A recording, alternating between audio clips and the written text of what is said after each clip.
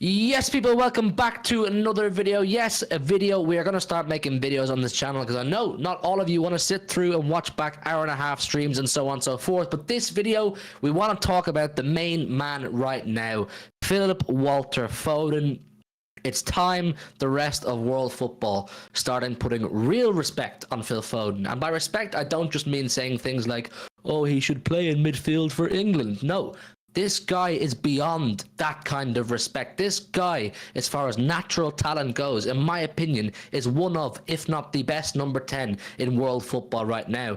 We're going to have a good conversation about it. Make sure you hit the like button. Make sure you subscribe to the channel. Get all your thoughts down below in the comments.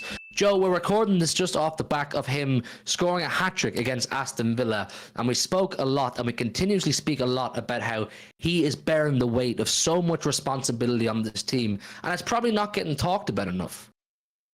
Yeah, he's playing for the treble champions. He's, one of the main reasons as to why we're still in a title race. With, 8 games to go, we're still within touching distance. He's covered a lot of ground for the players that we've had missing over the season. You think Kevin De Bruyne missing the first half of the season, he covered his absence really well. And even then, with Kevin De Bruyne coming back from his injury and being in and out of the team, Phil Foden has still carries a lot of weight this season. He's now up to 2 hat-tricks in the Premier League, which I believe he's the first player. I did see a stat. I believe he's the first player to hit multiple hat-tricks this Premier League season. He's up to 3 now, of course, got one last season. He's becoming a reliable goal scorer, which is something that I feel like we've been waiting a while for. We've been waiting a while for him to get this free role in midfield, this main role in the team that we've been waiting for. We know it's hard for him to have this main role because of the players that he's had to compete with for minutes. I mean, look at Kevin De Bruyne, David Silva, Bernardo Silva. You look at players on the wing, Mahrez. He's had to wait for his opportunity, but there is now a genuine consensus that he is one of the top players in European football. Well, there's a few players in our squad that we all agree that when they play, we are a better team. Rodri is number 1. Kevin De Bruyne, more often than not, is number 2. But alongside Rodri as number 1, for me, is Phil Foden. Phil Foden, when playing and given the license to play that central role, we are so much more threatening going forward. I say this all the time. He can just do things that nobody else can do. Look, watching Phil Foden for me is a reminder of why we fell in love with football, why I fell in love with football. He's so expressive, so creative, just does his own thing. But even looking at that Aston Villa game, and comparing it to Arsenal, where he's playing a slightly wider role. The Arsenal game, we're moving side to side, we're predictable. A good team like Arsenal, a good defence like Arsenal will find it easy to keep us at bay. You give Foden that genuine number 10 license and tell him, you go out there and create.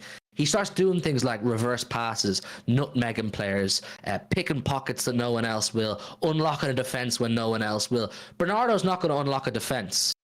Jack Grealish isn't properly going to unlock a defence. Kovacic definitely isn't. De Bruyne will when he's on form, but Foden is consistently doing it.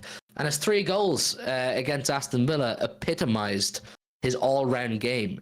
When Foden's on the edge of the 18-yard box, he's a threat in a multitude of ways. He's not just a creative player that can unlock the defence. We've now seen it multiple times this season. He has a thunder bastard in his locker. He can burst the net from 20, 30 yards if he needs to. He can make a run. He can do a 1-2. I'm sick of hearing Phil Foden, Joe, being compared to Saka's, being compared to other young, really, really good talents. These are not players that I'm saying should be put down or are bad players. I'm putting Phil Foden, as far as natural, raw footballing ability goes, above Bellingham, above Saka, above pretty well anybody of his age category. He's also epitomising watch football with your eyes, not with the numbers. And that's not to say his numbers are bad. He's now in 14 goals in the Premier League this season, and I think 7 assists. While playing an array of positions that is unbelievable stats for a player of his age. I just think, Joe, as far as raw talent goes, the way he glides with the ball, the way he reads the game, he's just special, man. He's just a special, special player. Well, it's a testament to his football IQ that he's trusted to play 5, 6 different positions. 8, 10, left, right, false 9, played as a left back.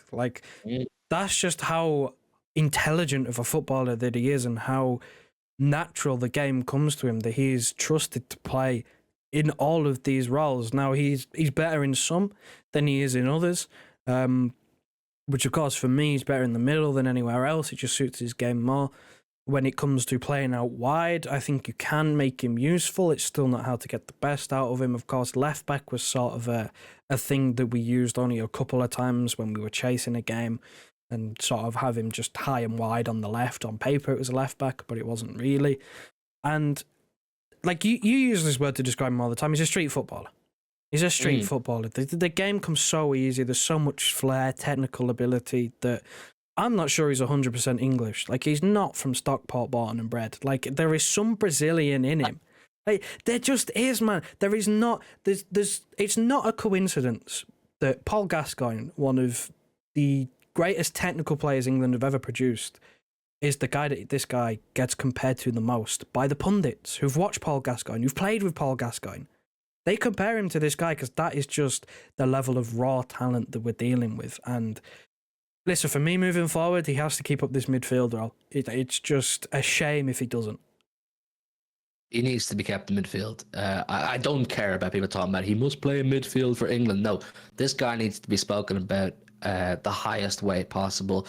And look, whatever you think about our season and our record against Big Six opposition and poor performances here and there, we're simply not where we are. We're still in the mix for the league, but we're simply not in the mix for the league without Phil Foden bearing the weight and responsibility he has done. When Haaland's been out, when De Bruyne has been out, Foden has stepped up and become a senior member. 5 Premier League medals, Champions League medal, all at his age. He's starting to get his rewards for showing the patience he did in the progression line that Pep Guardiola made for him. So listen, leave all your comments down below on Phil Foden. I genuinely believe he is the most gifted player in our squad right now, and I think he's clear of anybody at his age. Special player. Leave a like, leave all your comments down below, subscribe to the channel if you're new, and we'll see you tomorrow with some brand new content. In a bit, people.